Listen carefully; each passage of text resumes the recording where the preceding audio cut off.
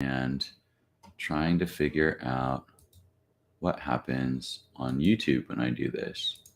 So this very first section may be a little bit boring, but then I'm going to introduce what I am up to today. Like, what happens if you go on my YouTube right now? Oh, I can just link directly to it, apparently. Okay. Yep, so that seems to work. So I think I'm just going to tweet that. And I'm also live on Twitch. And right now, let's see how that looks on Twitch.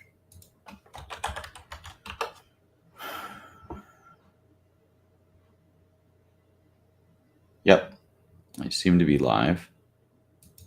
Can I unmute myself? Be live? Yep, okay. That probably echoed for you. But I'm going to wait until, let's see how this looks. Okay. I'll pin that tab. In fact, I think I'm gonna, okay. Sorry, boring.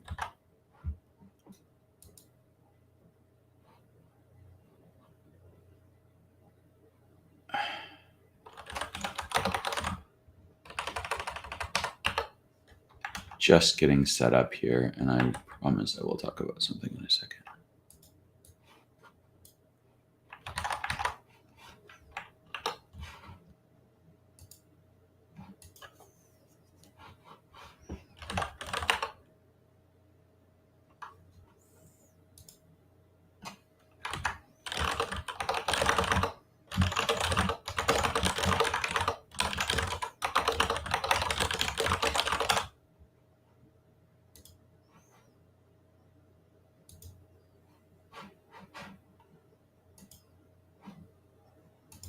Okay, so I am Brian Cam, and I'm an independent writer, researcher, and I'm occasionally podcasting, and now I seem to be live streaming for reasons that I don't always fully understand myself, but I do have something to say, even though that may not be obvious from what I've been up to. And I'm looking for ways to say that. And this morning, I was getting on and thinking about this word demiurge, because maybe I was just thinking of the word urge. Like I have this urge to kind of be on here and to try to connect in some kind of way my ideas with an external audience, or ideally circle. Ideally, it will become a conversation at some point rather than merely my monologues. But then I looked up this word demiurge. One, a powerful creative force or personality. Okay, so kind of like muse-like thing. Two, a public magistrate in some ancient Greek states. So that's kind of funny because it's like muse, politician. Three, a deity in Gnosticism, Manichaeism, and other religions. Okay, controversial that they're calling those religions. Who creates the material world and is often viewed as the originator of evil. So, yeah, kind of like positive, creative, spiritual, or positive creative spirit, politician, or negative creative spirit. It kind of like feels like it covers a lot of territory. I thought it had some connection to like oh no, there are more. Sorry. I was thinking it was like more like deity based. Yeah. 4, a Platonic deity who orders or fashions the material world out of chaos. 5, a maker or creator, the creator of the world, a supernal being imagined by some as the creator of the world in subordination to the supreme being. This is the word demiurge, if you've come in the middle of this. In some Peloponnesian states, it was another public officer. Yeah, so it's either God or a politician, basically. I don't know what supernal means. Do you? Supernal. Situated in or belonging to heaven. Divine. Oh, yeah. It's the opposite of infernal. Okay, that makes sense. Isn't there the other, what's the word Poe uses? Sublunary, under the moon. Okay, so this is celestial. Not many people use this word. Okay, I promised I was actually going to talk about something today. So one thing that's been on my mind is this question of conversation. I had a good conversation that was recorded with my friend Eyal on his podcast a couple of days ago. So that was on Sunday. Not quite sure when that's going to be posted, but hopefully sometime soon. And I need to do some tweeting of his podcast, actually. I also have been thinking just generally that on the one hand, it's like I am working on all these philosophical topics. In my mind, I'm working on the origins of suffering, also the origins of selfhood, and how that relates to a kind of certain worldview, which you might call, I suppose it might just be called rationalism. And so this idea that there is a kind of rational order in the universe, that our minds can cognize that more or less directly, and therefore we can deal with not just objects in the world, but also with abstractions that humans have created in a way that makes some kind of sense according to a law, whether divine or man-made or scientific, that allows us to kind of be good at manipulating these abstract objects. It would be a David Graeber move to say every one of those things is wrong. I'm not going to actually quite do that, but I am interested in the history of this question. Like, where did we get the idea in particular that there is something like an objective truth that we can all independently verify? And also, where did we get this idea that there are these rules or laws? And I do need to go into like the history of the idea of law, because it hasn't been around forever. Even the people that are very on the side of law, like Hobbes, whom I talked about last Thursday, think that it had to be made up, basically, that there was this kind of pre-law time. So there's this issue of what is a law? If we end up thinking there's a divine law or laws of physics, what is that a metaphor for? We kind of tend to not really go too much beyond the laws of physics these days, in just by which I mean, there's like Darwin looks at whether there are laws of biology, and he kind of assumes that there are. And we think about whether there are, in the 20th century, there's kind of debates about, are there laws of sociology or psychology or anthropology? Do these things follow patterns? Structural anthropology, Claude Lévi-Strauss trying to find these kind of patterns in civilizations or whatever. That's my idiot's view of what Lévi-Strauss is up to. I actually don't know his work in detail, but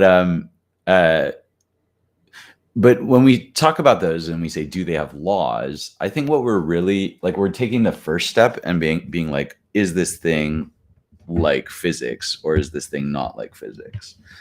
And that is a interesting question. But where did this idea of laws of physics come from? Like, what is it?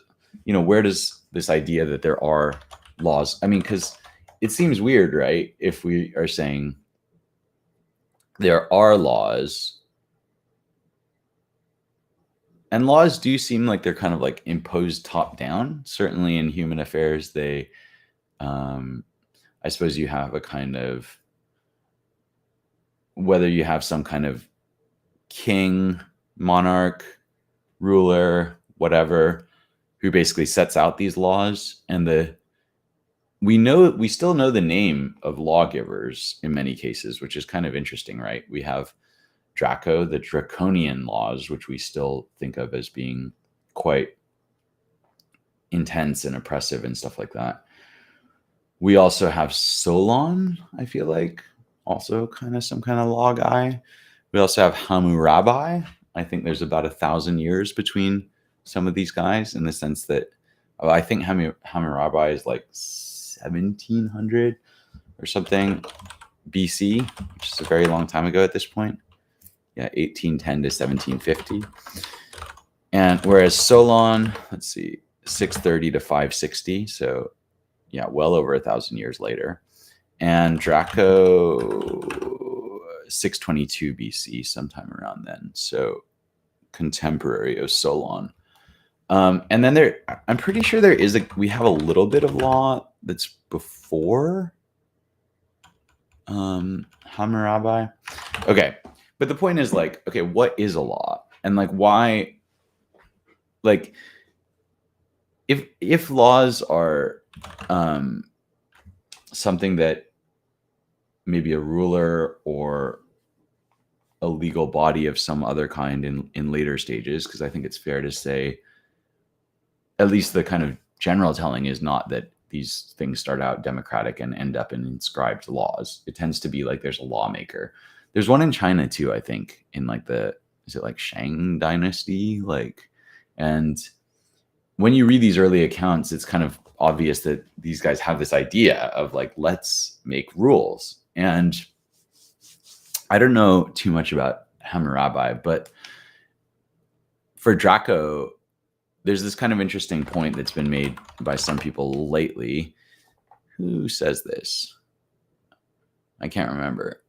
So I'm not going to credit it to anyone. But the point is that like draconian laws where, oh, you did this, therefore well, actually, first of all, a lot of them are fines, which also seems important.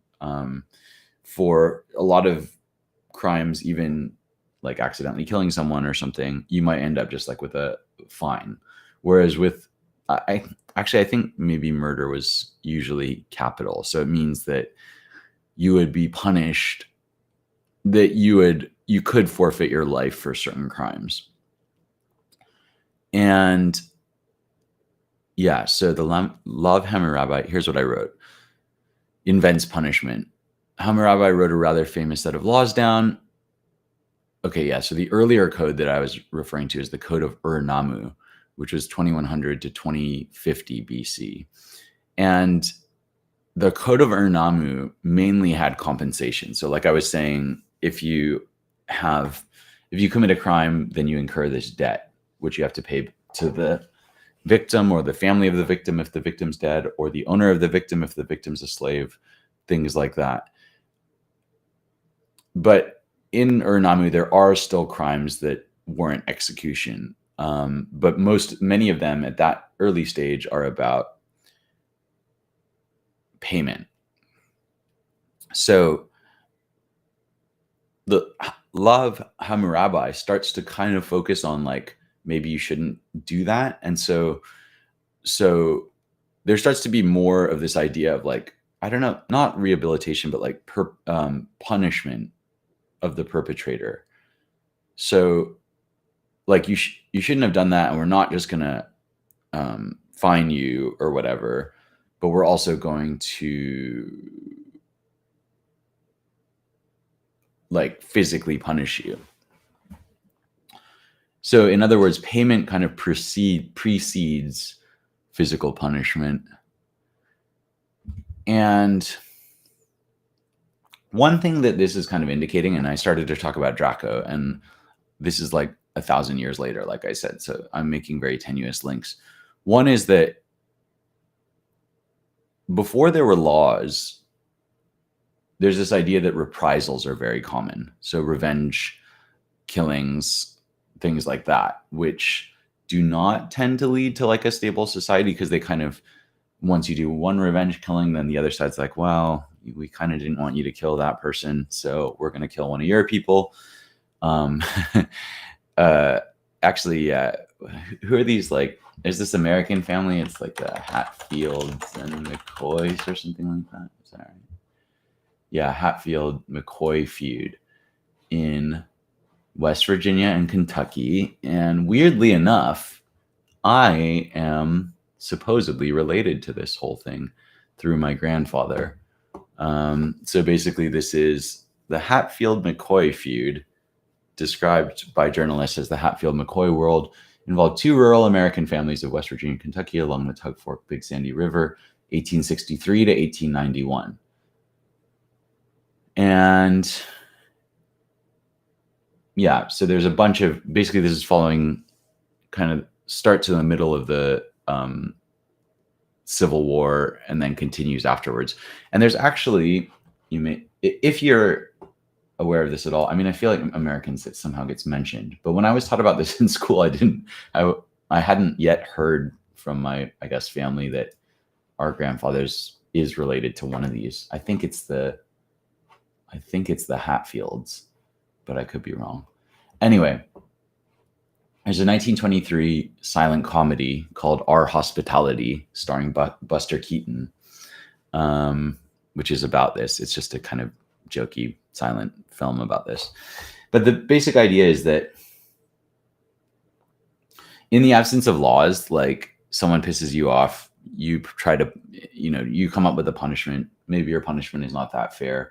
And then it quickly gets out of hand. Someone's going to get killed. And then you're going to kind of do this back and forth thing, like possibly for generations. Like that one lasted like 30 years. And that was in America, which presumably in the late 19th century did have laws, but they were kind of like not that well enforced. Now, I'm not taking any view on the Hatfield-McCoy situation. I don't even really know which side my family is supposedly related to, or even if that's true. But one thing that, and I also just don't take a view on, what it's like on the frontier versus, places where the laws are enforced. But one thing that has been argued is that the draconian laws, even though they seem to us like pretty brutal, it's like, oh, we're gonna, some of this eye for an eye stuff. I don't know if that's exactly what he's on about, but like the idea is that these actually may end blood feuds, because it's like, okay, if you do this, we cut off your hand. Seems harsh to us today, but at that time, compared to potentially a 50-year blood feud or whatever, it's actually like he's kind of quite an enlightened ruler. So we think of these laws as being like extremely over the top, but it's also possible that these things are not over the top, that they're actually more ordered than the kind of chaos that came before them. So that's just like talking a little bit about what I've thought about in terms of the origins of human laws. But then the weird thing is like, so where does this idea that there are laws of physics come from? And I've been having a debate with a friend lately, because I'm saying, well, there clearly are patterns in nature, but I'm not sure if there are structures. And he's like, well, what's the difference between a structure and a pattern? And we've kind of had this back and forth argument about it. And, he said, well, I think we've largely come to some kind of agreement, which is that there seems to be an element of like top down or intentional ordering that's involved in a structure, whereas a pattern may be something that emerges from the bottom up. So to give an example, and I don't know if this is a good example, but he was saying he would agree that, if cooling lava happens to have these patterns that end up in it, that's a pattern and not a structure. That'll immediately get you into questions of, well, why does that pattern happen? Is there some kind of like atomic structure in this rock, or, molecular structure that's leading to these patterns? And so I don't take a view whether there are not structures in nature, but it just seems to me, I guess I'm more like, I guess I don't take a view on is nature top-down structured? Like, I just don't know. But I would say that it definitely has to have at least bottom-up patterns. And I don't think you could have top-down structures if you don't have these bottom-up regularities, but you might be able to have bottom-up regularities without there being a kind of top-down structuring. And in his view, structure implies a kind of maintenance. So he was talking about cells, the phospholipid bilayer, like that this thing, even if it's not genetically encoded, there's some kind of genetically encoded proteins that somehow interact with this thing. That's about as far as we got. He is a doctor. I am not a doctor. And so we both kind of like started scratching our heads and being like, yeah, what is that layer again? I've certainly forgotten if I ever knew. But it immediately gets you into these questions of like, what is life, which is about, are cells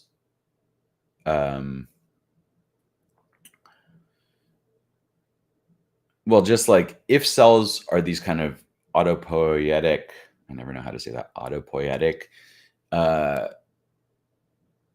structures, let's call them structures because they seem to maintain themselves and replicate themselves. Is replication part of it? He kind of mentioned that might be a possibility as well. But they maintain themselves, right? Over time and through space and through interaction and through movement, even if they replace parts of themselves or all of themselves using new elements, they maintain this kind of structure. So I'm not sure why we've gone into that exactly, just saying that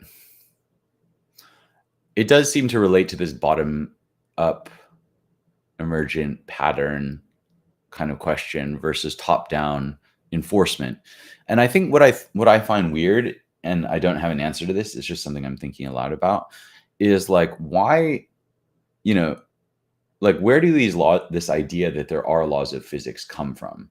I've spoken to people with training in physics who don't believe that there are laws of physics. Now, that's like, I'm not trying to get into this, kind of woo territory or something like that, but I'm just talking about the original metaphor, because is the metaphor, just as a ruler like Hammurabi or Draco or one of these other guys says, okay, right, here are the laws, and, lays them out in some kind of table that you can kind of read, right? That this is it's a document essentially. Is the metaphor that's going on in laws of physics or laws of science or laws of nature, is the idea there with explicit reference to a god or a demiurge or whatever that is basically saying, here's what, like, is implicit in the idea that there's a top-down ordering and a maintenance of that order? Is it a theological idea rather than, and not to say that that has to contrast with a scientific idea, because at some point I'm going to get into, this is a quite new phenomenon, the idea that these two things are separate, and basically dates to the 1880s or something like that. But more like, is the idea of intelligent design implicit in the idea of laws? And is the idea of telos, like goal-oriented action, the way that as humans, we tend to like do things for a reason, like for an ultimate goal, or at least some things, I am thirsty, so I pick up the cup and I take a sip of that. And that was goal-oriented, goal achieved. But is that what is going on in nature? And that question is one that's very central to what I'm working on, because Darwin says no, essentially. So Darwin doesn't think that there's this telos stuff going on. And there are thinkers, even in the West, who throughout time have kind of gone against this trend. What I'm thinking of is the default teleological assumption, which is that nature, like humans, and, whether or not you're consciously attributing there's a God, he's something like humans, and therefore the universe is something that he built. And because he built it, it has this kind of top-down ordering, goal-oriented thing, just like things that humans build. Like we tend, if we're going to spend a bunch of time building a building or whatever it is, there's some reason. And, later people or other people not involved in that building project may not understand it, or may think it's a bit pointless or whatever, but it does seem like we tend to do things for what we at least think of as reasons in that moment, or to achieve goals, let's say, even if we don't really understand how those things are going to stack up. And so the other thinkers in this vein that I want to look at are Spinoza, who I don't think his influence on Darwin has largely been examined. I've found like a couple of papers, because what he's got this ethics, as well as he wrote a bunch of other stuff, and they were, I think, definitely the ethics and maybe some of the other things are published after his death. So you got Darwin writing in like the kind of late 1850s, right? 1860s, 1870s. And then you've got Spinoza, who I think is like late 17th century, like I'm going to go with 1677 for the ethics. 1678. Oh, he died in 1677. And then the ethics comes out the next year, because he knew that it was going to get him excommunicated from a second church, because he had already run into problems with the Jewish authorities. He was living in the Netherlands, which at the time were a pretty sweet place to be, like in terms of intellectual freedoms, but there were certain things you couldn't mess with, and one of those things was God. They're like, you don't get to question our Christian God. And the ethics don't question the existence of God, but they question, I don't know if I would say the intelligence of God. Like basically they say, like what Spinoza is saying is that nature and God are equivalent. So it's this kind of deist view, and that God or nature, which he sees as equivalent, does not work like a human works. It does not work on the basis of telos. Nature is not trying to achieve goals. And you could think that even, I guess, late 18th century, you could think of like, I'm thinking of Lamarck, that there's this kind of orthogenesis thing, which is like, so he dies in 1829. So this is a few decades before Darwin. And I think they're always contrasted. I have not looked into Darwin. Sorry, I have looked into Darwin. I've not looked into Lamarck enough to say exactly what his views are. But what I have written down is early proponent of the idea that biological evolution occurred and proceeded in accordance with natural laws. So he sees that there is a change. And this is kind of a change already from the biblical view, right? The biblical view is God just, boom, 7 days of creation, creates stuff, and it stays that way. So it's actually kind of like a static view. Whereas Lamarck is saying, no, guys, like it changes. And right in this same time, Lyell is discovering in the Principles of Geology, I think that's like comes out right around the time of Lamarck's death. I'm going to say 1832. And I typed it wrong. 1830 to 1833. So, so then Lyell is kind of establishing just how old the world is. A lot of this is coming to light in this same period, and they're saying, looks like there's all these fossils and stuff. What are all these? And it just implies that there has been a lot of dramatic change on the earth.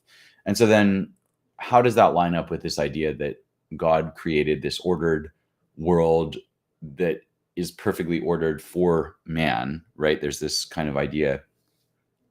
To some degree, it's in Genesis, but I think it's maybe developed more in the medieval period, where I could be wrong about that. But just this idea that, all the animals and the rest of nature is there for man.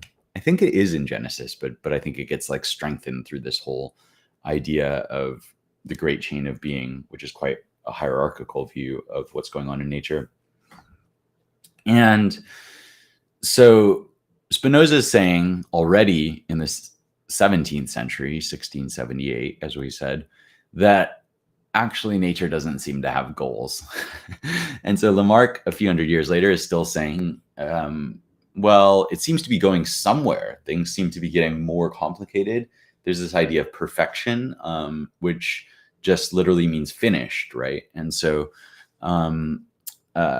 from the Latin. I think I've either written or talked about that at some other point. And so the idea of perfection or being finished, in that there is an idea that there's a kind of goal, right? And Darwin uses the term perfect a lot, where he talks about whether things are more or less perfect. And what he seems to mean by it, and maybe what I'm about to say is controversial, is like whether a thing has stopped changing at the same rate. So, and this would go into the, what do you call it, island biogeography stuff about our species, and oh no, I don't have it. Island biogeography. No, that's going to have to be for another time, because but the question is really, is nature headed somewhere, or is it random? Not fully random, of course, because if it were truly and fully random and there were no patterns, then we wouldn't seem to have these things that we can argue whether they're structures or not, right? Life seems to be doing this structuring thing. It seems to kind of be maintaining itself through time, homeostasis, allostasis, trying to keep its own constraints within certain bounds. There's this neg entropy idea that I think is from Schrodinger, someone told me, because I read What is Life a long time ago and forgot about this idea, which is like, what life is doing is taking in these low entropy things in order to reduce its own entropy in order to not fall apart. So this is why it requires food and can't just sit there happily doing stuff. And that the food is required as maintenance, but also to maintain the whole kind of process, to keep a lot of different variables, I guess you could say. I'm kind of reluctant to go down this route and say that there are these variables or that they have bounds, but you could say, yeah, I mean, it looks like if your heart rate goes, to 0, or if it goes above 250 or whatever, that you're probably going to have problems, right? And so that's one variable that might have these bounds, and life has many different ways of staying within those. So it's pretty clear that has a kind of structure, maintenance, replication thing. But at what point does that arise? And yeah, my friend Adam was saying, well, it has to arise at some point because we have it. And so, even if you don't believe that it's in the universe, then it has to come about at some point. And I think I agree with that. But maybe the older position, which is that there are laws of physics, those laws of nature, those laws are defined by God, is that intentionality is inherent in nature. And that's a kind of anti-Darwinian point of view in a way, right? So I'm thinking about this, and if you haven't heard Darwin connected explicitly to Spinoza, then I haven't either. So this is something that is, I don't think it's new. I think other people have maybe noted it and tried to figure out whether he's read it, but the much more common association that you get with Darwin is to Epicurus. And Epicurus, because he wrote very little, he's Greek, like something like 300 BC, 341 to 270 BC. And he left very little writing. But one thing is Diogenes Laertius, who is like I'm sure I've mentioned him before. Later, he's actually later than I would have thought. I thought he was like 1st century AD. He's 235 AD, so like 3rd century AD, which is quite a long time after Epicurus, really. It's like 500 years, of course. And Diogenes Laertius was writing in Greek, and he wrote this thing called The Lives of Eminent Philosophers. And in many cases, for the pre-Socratics, this is pretty much like the only written stuff that we have. And it's this weird combination of just like rumors, things they might have said, things they definitely said, and etc. So like, there's, for someone like that you might hear about as a pre-Socratic, Thales or Anaximander or Heraclitus or Parmenides. I don't know. Parmenides. I've heard it both ways, I feel like. There's just like very little written, with Heraclitus. I've been working with my partners on this Heidegger piece, and there's just these fragments of Heraclitus, and we say, and they're very broken, and we don't know exactly what they mean, and there's all kinds of debate. And I think, actually, I won't go into that because I don't know exactly how those are preserved. But basically, Diogenes Laertius does preserve a lot of the lore, I guess you could call it, around some of these, not just pre-Socratic, but also Socratic philosophers. He's kind of covering a big period of several centuries. Now, people have noted, I feel like it's like, I'm going to make this up and just say it's Bertrand Russell. I'm not sure, but people have basically noted that this guy's blown out of all proportion just because we've lost so many texts. And so he's kind of one of the earliest sources that says a lot of stuff and is quite kind of like an attempt at systematic treatment of the Greek philosophers. And whether they are Greek is another thing that I'm going to go into later, because many of them come from Anatolia. Many of them travel to India, and the Greeks themselves see philosophy as starting in Egypt. So, or at least one important strand of it. And a lot of it, they always mention these Chaldeans, Magi, and Gymnosophists, and those are supposedly in places other than Greece. It's like Assyria, Chaldeans, Assyria, Magi, Persia, and Gymnosophist, India. So are these guys Greek? Does philosophy start in Greece? Schopenhauer thinks so, but I'm going to go into that claim, and also the claim that, people actually say this today. I've heard this on Clubhouse, which is anything that's not directly in this, Greek tradition of what we call philosophy is not philosophy. Like China doesn't have philosophy.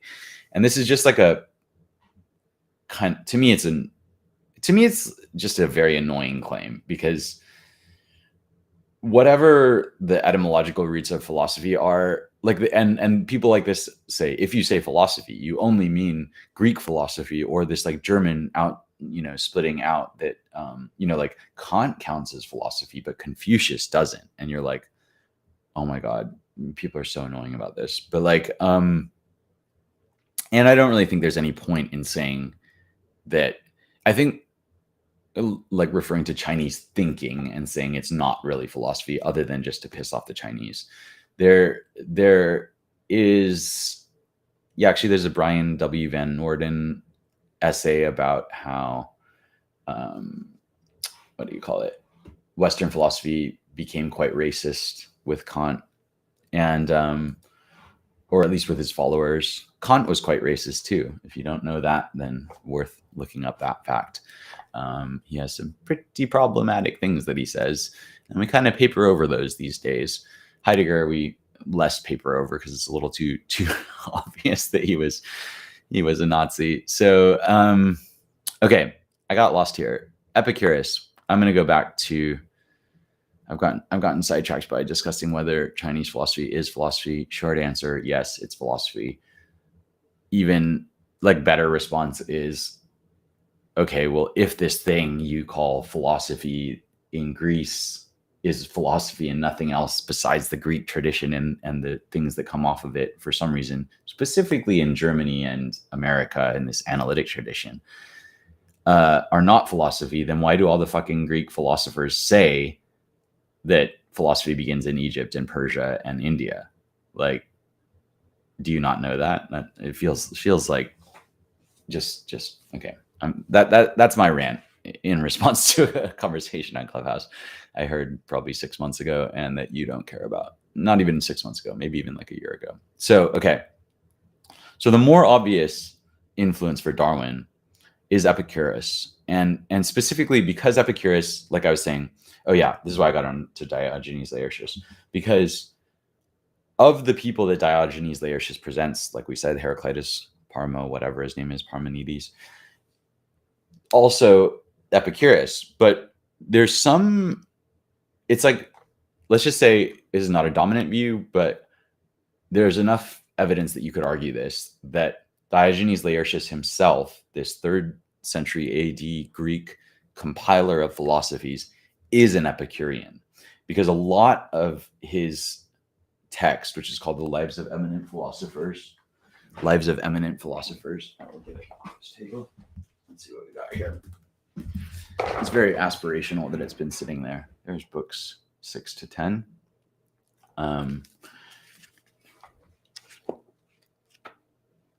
Aspirational, and yet, look at it. Like I just opened a Democritus, Protagoras, Pyrrho, Epicurus.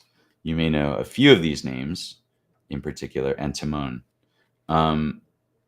So Democritus, often credited with the first atomic view, which is like everything's made up of these tiny indivisible atoms, and he literally calls them atoms. And I think he's about 500 BC or something like that. There's this other guy, Leucippus. No one knows if Leucippus exists. There's a kind of idea that Democritus, Leucippus leads to Epicurus. But I think, if I recall correctly, Epicurus denies that Leucippus exists, which calls into question whether Leucippus exists, I guess. When was Democritus writing? 460 to 370 BC. And he went to India. And in India, there are these guys that believe that everything's made up of indivisible atoms. So I don't think they had any, like, they don't have what we would call evidence. Like, they don't have electron microscopes or whatever, right? But they think, well, it seems like you can divide up a stick by cutting it in half or whatever and breaking it all the way down. But they get this idea that there must be something that is the smallest unit that cannot be broken or something like that. And I don't know enough about it to say more than that at the moment, except that this idea definitely exists in India under, they're called Ajivika.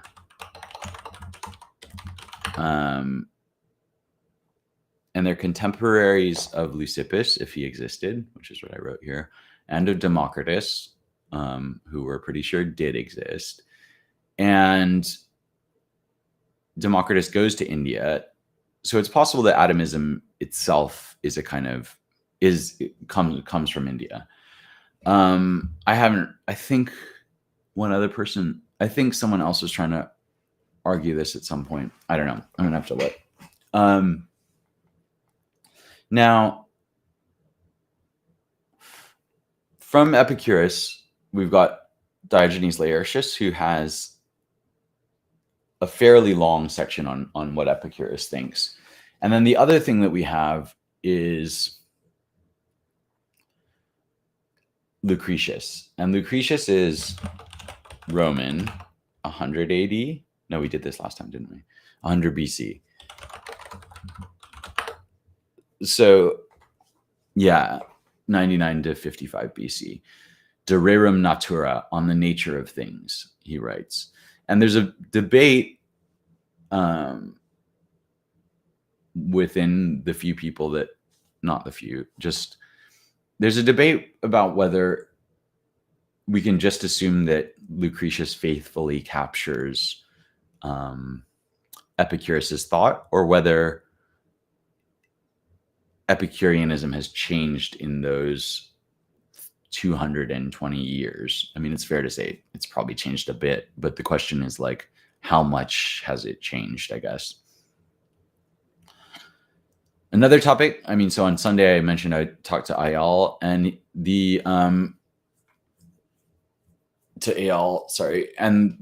Ayal, we talked about literature and philosophy. And one thing about Lucretius is that De rerum natura is a poem.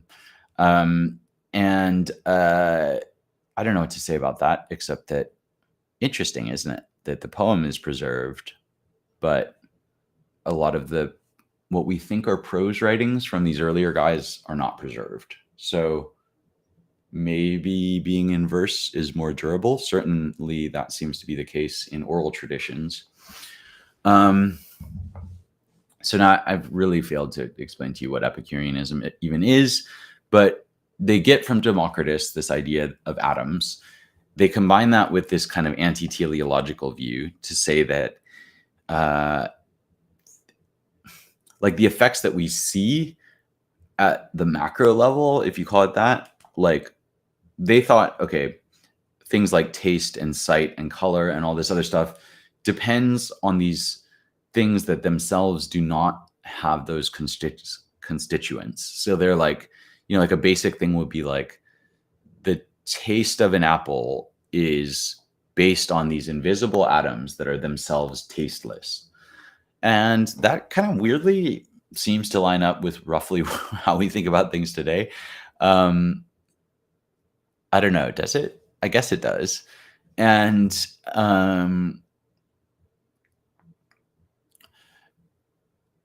so this view, which is that on the bottom, things are much more random, but order emerges out of a process of variation, selection. They don't go that far because Catherine Wilson tries to argue that the Epicureans, they have the idea of variation. They think it's random at the bottom, but they don't have an idea of selection, of how it might stabilize on the top end, or how it might be filtered by time, for example, for things that are more self-reinforcing. So it's quite often noted that Darwin is a kind of Epicurean. And in fact, people try to discredit him in the 19th century by just saying all these ideas are in Lucretius, which is kind of like a show-off dick move as well, because it's like, yeah, great. You can name the one other, no, I've already named 4. You named one of the very few other anti-teleological thinkers. And then you think you've like, QED Darwin is just like ripping this guy off. And it's like, it's almost like, well, one, Darwin probably did read Lucretius, and but on the other hand, like the idea that everything in Darwin is contained in Lucretius is just like patently absurd. It's like basically saying like everything that Copernicus or Galileo did is contained in Aristarchus, who's like this, let's see, when is he? 310 to 230 BC, where he says, no, the sun's this, center of the solar system, basically a heliocentric model rather than a geocentric model. And he does pretty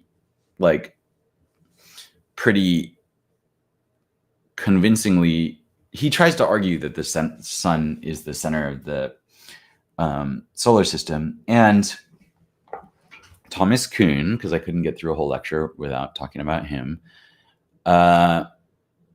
points out that Aristarchus really does predict a lot of the things correctly, not correctly.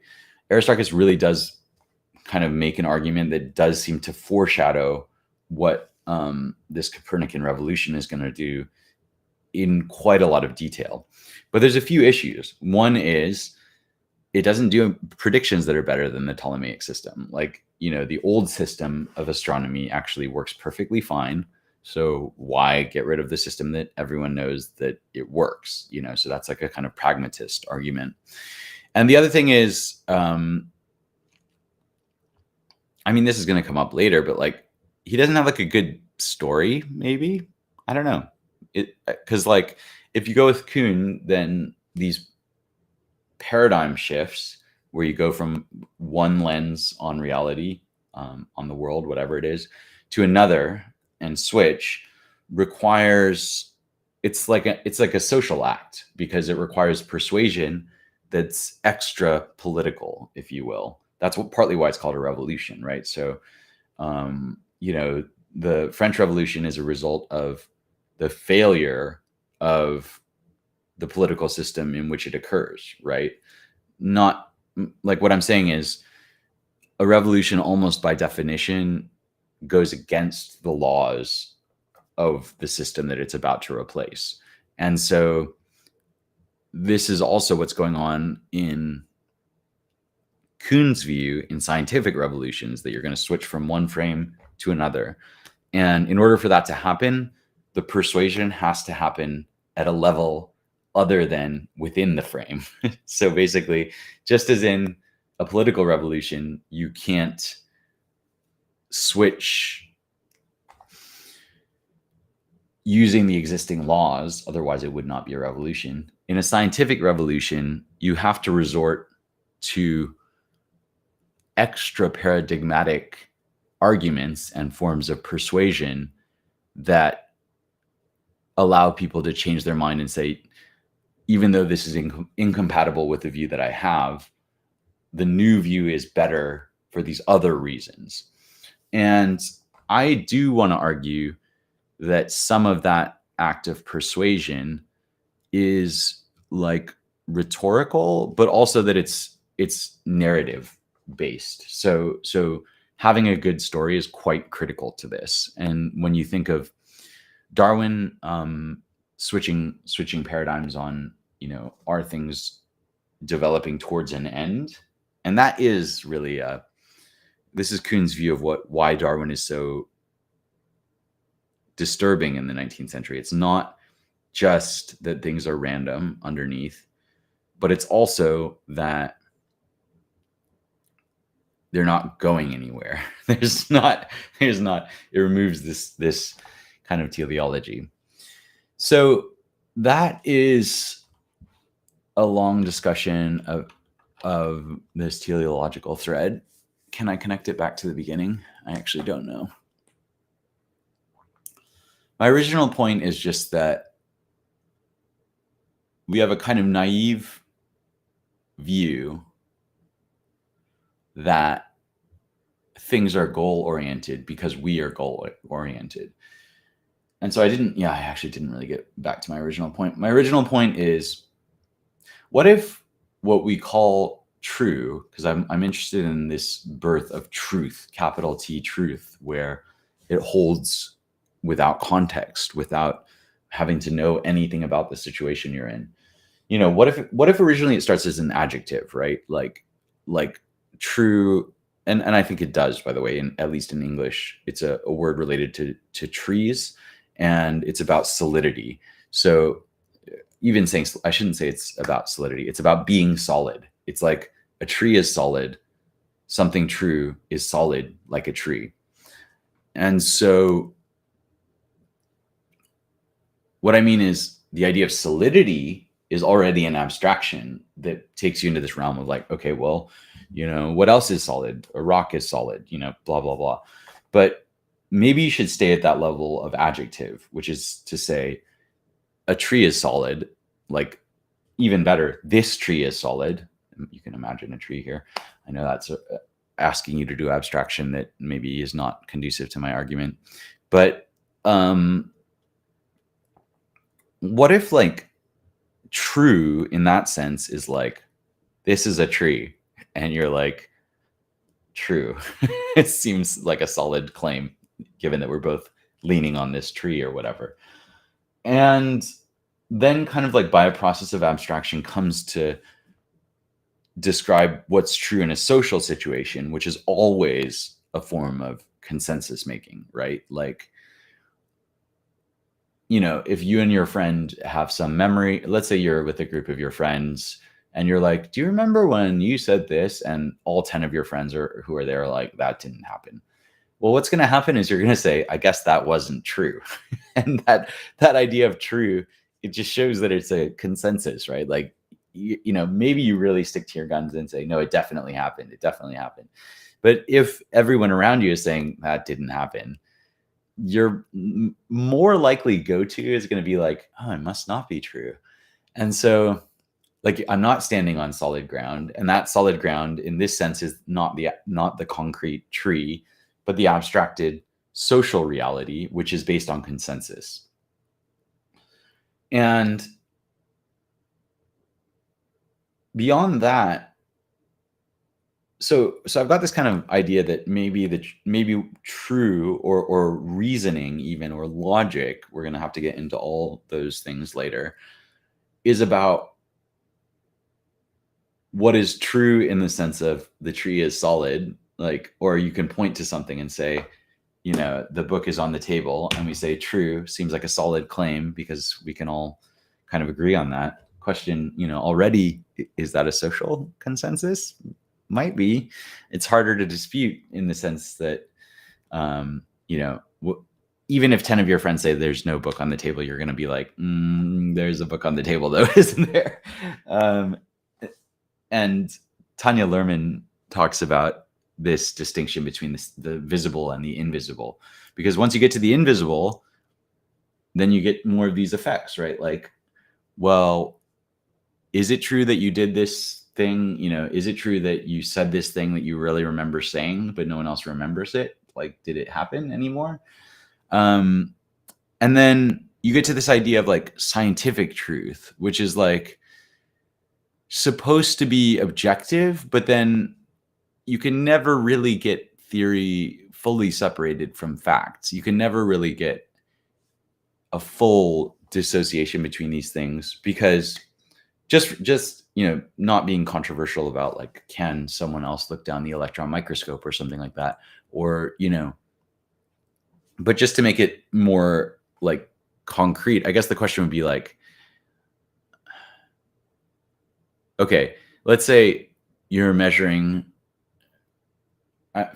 Today I actually wanted to talk about Jessica Nordell's book, but I didn't really get a chance to, and maybe I will try and do that later today or something. But let's say, okay, race is a good one, because it's like, well, we're going to do this scientific study where we're going to ask questions about, two different racial groups, let's say. Well, already implicit in that study is the idea that there is a thing called race, and that it has categories, and that we all agree on what those categories are. And as Nordell's book is pointing out, those things are very malleable over time. Just to give one example, the Romans repeatedly write that they think that the cold climate in Europe makes Europeans stupider, but also because it's wetter, they have more blood, and therefore they're braver. So Northern Europeans are stupid and brave, whereas Africans, because of the hot climate, are more intelligent, but more cowardly because they don't have as much blood. And then they're like, the Romans are this perfect balance of like the stupid but brave Europeans and the intelligent but like less active Africans. And, Rome is in the middle of that. And it's like, that's just like an example. Well, first, race itself, maybe 500 years old, even this idea that it exists. And it comes from the horse breeding, actually. So, or at least it's been strongly argued that a lot of this race stuff comes out of this obsession with thoroughbred horse racing in like 16th century Italy or something. I might have the century wrong. Maybe it's like 15th century. But like before that, no one thinks there is such a thing as race. Like in a lot of places, identity. It's not that no one has awareness of skin color, or it's not that no one has awareness of language differences, but those differences may signify entirely different things, and certain group identities are more based on what language you know. For example, if you speak fluent Egyptian in much of the period where they're speaking Egyptian, like you are Egyptian. It doesn't, like, nothing else matters. Your skin color doesn't matter at all. Someone has told me that Russian is kind of more like that too than English is. I don't know whether that's true or not. Which is that if you're a native Russian speaker, then by that definition, you're Russian. I have no idea if that's true. That's just something I heard. So how did I get onto that? Just that even without getting into the controversy of what is a fact, which is, unfortunately for you, a real debate. There's a whole book. It's a big influence on Kuhn, called The Genesis and Development of a Scientific Fact from 1935, Ludwig Fleck. And but even without going into the debate of what is a fact, like, let's say we just accept that facts are facts, which, as much as it pains me to do so,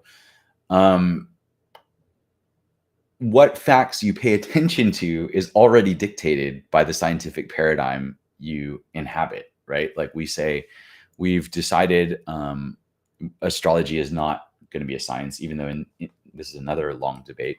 In some ways of arguing, it's probably the original science, in the sense that it's supposed to be independently verifiable, as opposed to other forms of divination, which where it's like, no, the skilled practitioner looks at the animal entrails, and because they're skilled, their reading is correct. There's not an understanding that another skilled practitioner could look at those same entrails and come up with the same conclusion. That's not an idea when you're doing that kind of divination. But with astrology, that is the idea. The idea is independent people throughout the world can look at the stars and come to the same conclusion. Whether that actually works out is another question. But let's just take it as an example, because everyone loves to use this example of astrology or alchemy or whatever, even though each of these examples is very problematic when you actually drill down into the history. And so we now don't think astrology is a science, and therefore we don't gather astrological facts. So for example, like within what we now call science. So scientists are not saying, was this, political situation predicted in the stars? Like, there's nothing that should prevent science from doing that analysis, right? You can run a correlation on all kinds of things. You could say, well, is this election decided by the race of the voters? Now, that would be a perfectly legitimate question for science, as far as I know, which is we're just using these tools to do kind of analysis on what we call facts. Well, there's nothing that prevents you from saying, well, the transit of Mercury or whatever. I don't know anything about astronomy, so I'm just making things up. Like where Venus is at this point in the whatever, like you can tell that I don't know astronomy or astrology. That like that's a fact, right? Like science would agree that that part is a fact, and science would agree that an election has happened, probably. I'm pretty sure scientists believe in elections, and so you would have these two facts, but what they don't agree is that they're correlated, and so or that there could in principle be a correlation. But you can see that framing already limits the possibility of what you're allowed to look at. So hopefully I'm being clear, because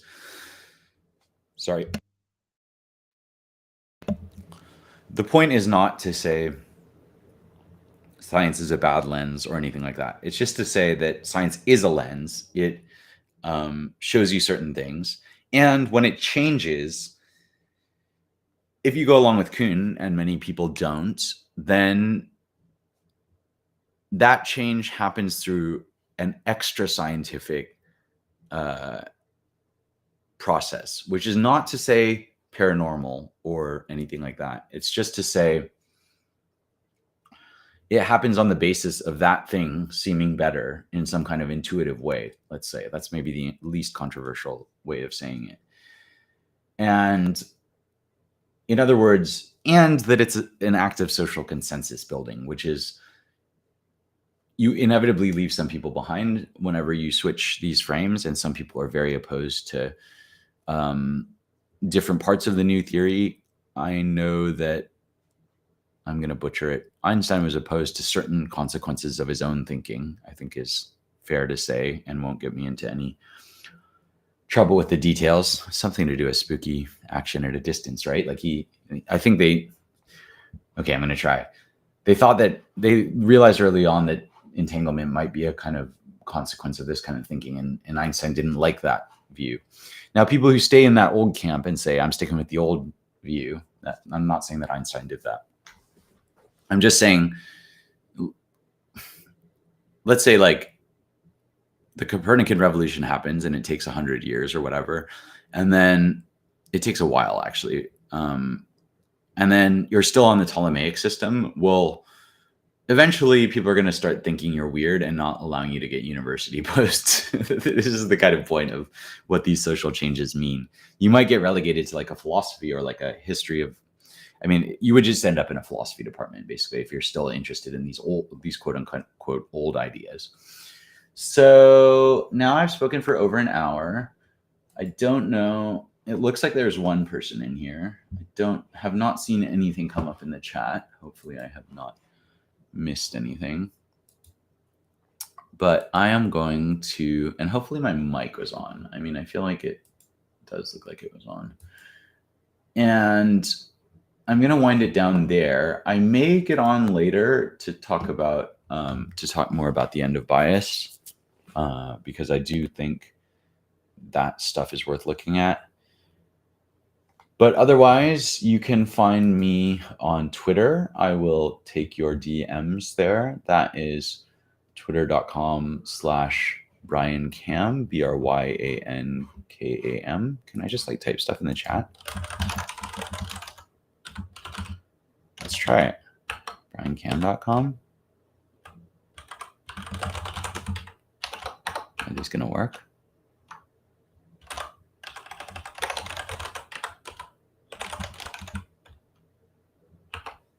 Now I'm going to try and click them and see if they do something. Oh, cool. And they do work. And I can also show them on here. So I do have a Patreon, which I would love for you to check out. I'm trying to keep all my work on there. And if you wish to support this kind of work, which I am doing out of curiosity and a spirit of enthusiasm, I would love to have you as a patron. You can see it as providing a grant for the kinds of things you want to see in the world. I also have a Twitter where you can DM me. Well, this is kind of cool, huh? It looks like I actually know how to use technology, which I don't really. There's twitter.com/BryanKam. And then there's also my website, which hopefully my SSL certificates haven't expired, because I often let that happen. And then I get all embarrassed and have to rush around trying to fix it. I'm not sure if that site is up. I'm not going to stress myself out by trying to figure it out right now. It might not be up though. We'll see. But you can definitely reach me on Twitter and on here. I will be streaming more in the coming weeks. And thank you for watching.